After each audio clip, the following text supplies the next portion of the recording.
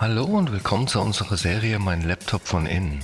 Hier möchte ich euch in einem schnellen Überblick zeigen, wie ihr den Akku tauscht und wie ihr an die wichtigsten Komponenten herankommt, wie SSD, RAM, Lüfter.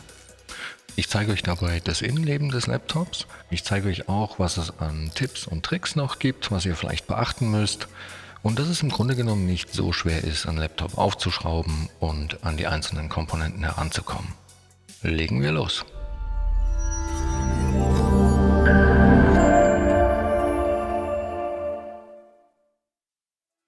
So, wir haben hier ein Lenovo ThinkBook und zwar ein 14S Yoga ITL und ich zeige euch auch gleich, wo ihr die Modellnummer finden könnt.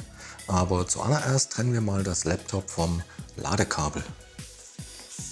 Die genaue Modellnummer finden wir bei dem Gerät auf der Rückseite, relativ schwer zu lesen, genau hier. Und mit dieser Nummer findet ihr super einfach alle Ersatzteile speziell für dieses Gerät bei uns im Shop.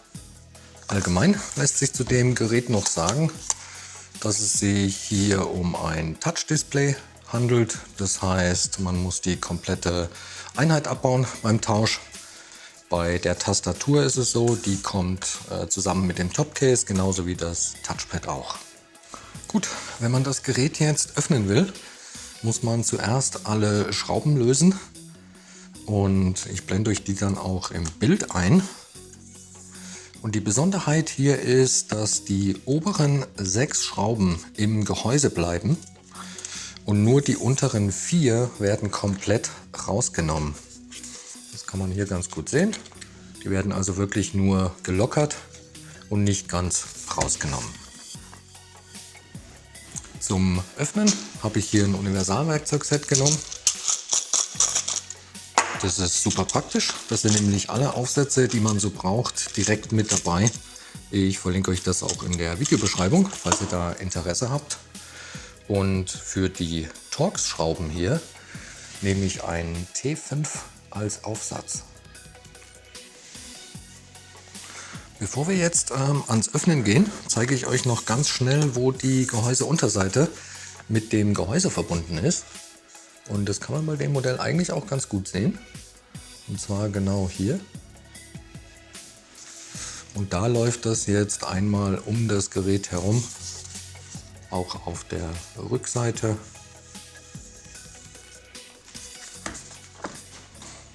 Und zum Öffnen nehme ich hier einen dünnen, flachen Metallgegenstand. Und dann fange ich mal auf der Rückseite an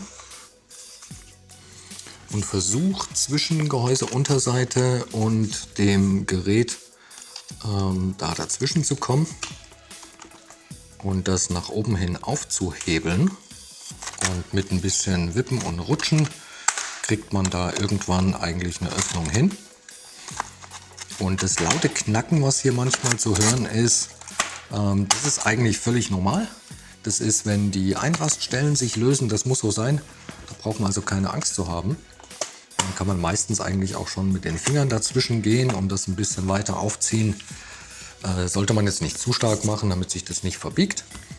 Und wenn das ein bisschen schwerer gehen sollte, dann arbeitet man sich einfach an der gleichen Technik weiter um das Gerät herum.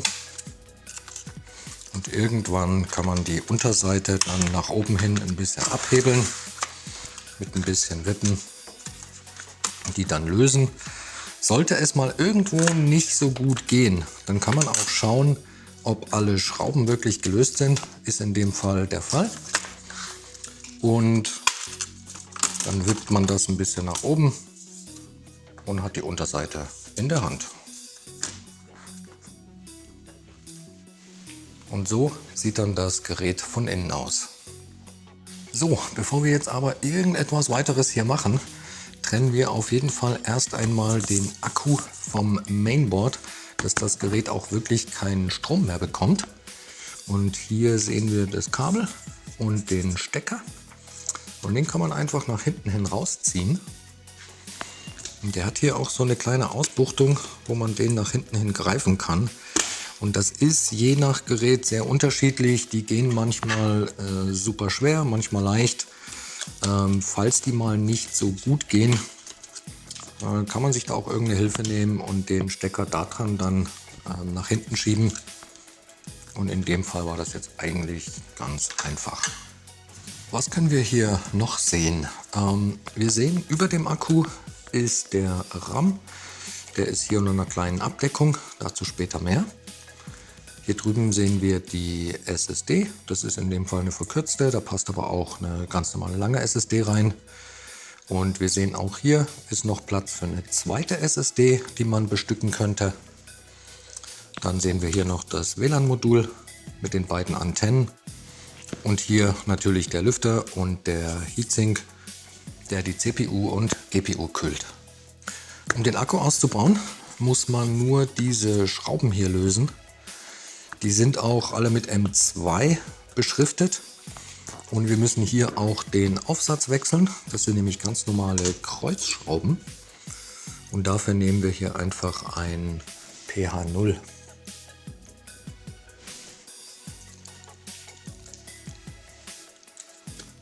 Wenn man die Schrauben dann gelöst hat, kann man den Akku einfach nach oben hin aus dem Gerät nehmen und eben auch gegebenenfalls tauschen. Um den RAM zu tauschen, muss man erstmal diese Abdeckung hier abnehmen.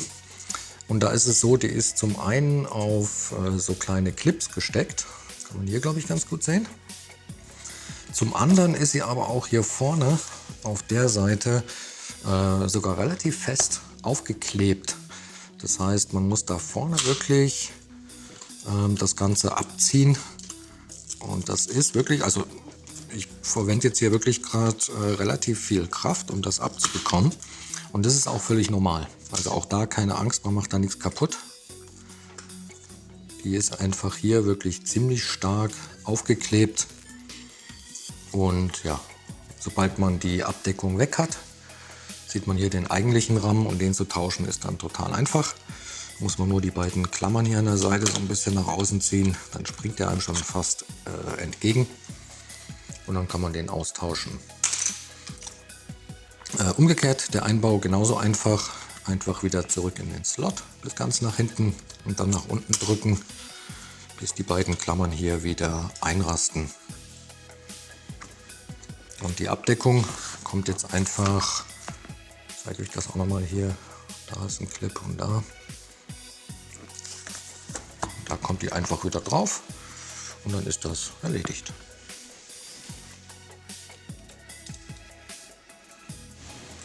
Die SSDs zu tauschen oder die SSD zu tauschen ist auch sehr einfach. Die wird nämlich nur von der einen Schraube hier hinten gehalten, beziehungsweise hier unten.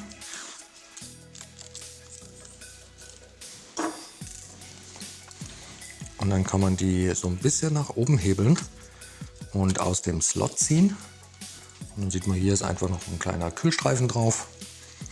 Und wie gesagt, in dem Fall ist das jetzt eine verkürzte SSD. Das heißt, die ist hier nochmal auf der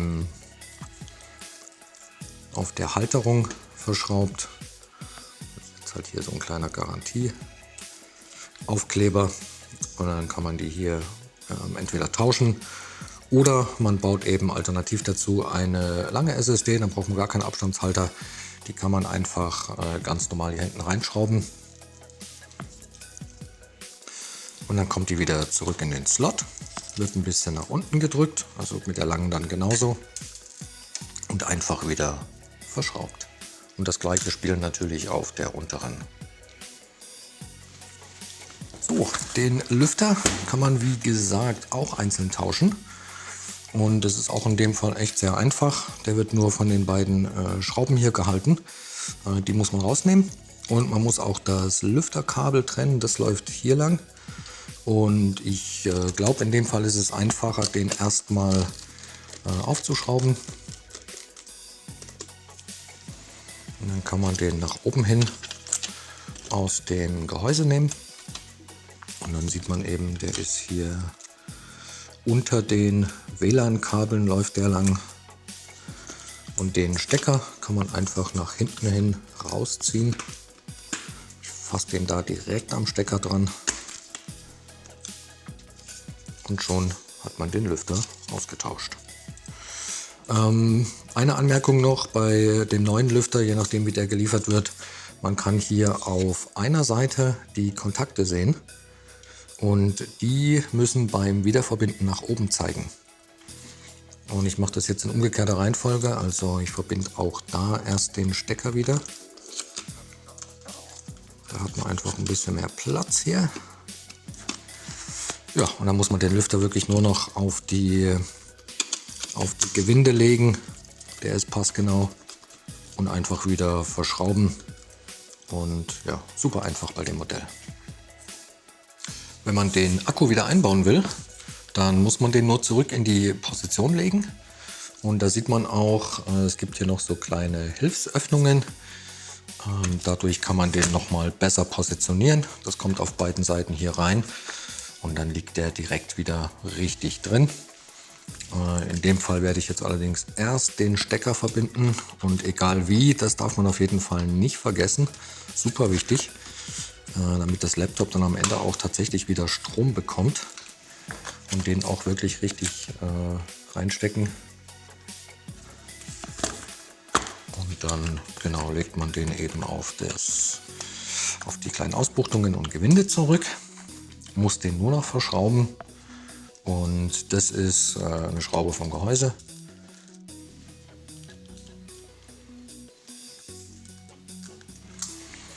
Das ist übrigens sehr interessant hier, das ist magnetisch und zieht mir die ganze Zeit die Schraube hier vom Aufsatz und das ist auch nicht so prickelnd für den Aufsatz. Das heißt, ich probiere das jetzt hier mal abzudecken. Ich mache das auf jeden Fall im Schnelldurchlauf. Ich will euch das nur schnell, oder ich wollte euch das nur schnell zeigen, dass das so ein kleiner Fallstrick ist. Aber naja, jetzt geht's. Die Gehäuseunterseite legt man jetzt wieder auf das Gerät, einfach von oben und drückt die nach unten hin fest. Und da ist es so, da muss man wirklich relativ kräftig drücken. Auch in der Mitte, also hier sind überall Einraststellen. Und ich gehe dann am Ende auch immer noch einmal um das Gerät herum und schaue, dass da nirgendwo eine Lücke zu sehen ist und dass wirklich alles geschlossen ist.